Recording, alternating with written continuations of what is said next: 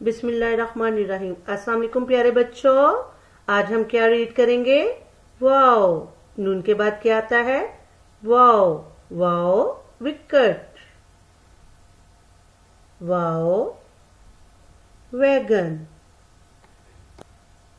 Wow के बाद बच्चों क्या आता है? हे गोल हे। ये है गोल हे और ये है हे की छोटी शक्ल।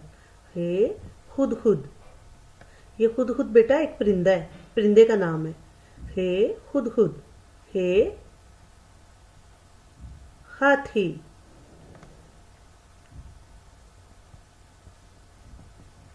हे के बाद बेटा आता है हमजा। हमजा से कोई लफ्ज नहीं बनता, कोई लफ्ज स्टार्ट नहीं होता। ये एज ए हेल्पिंग वर्ड है। प्यारे बच्चों,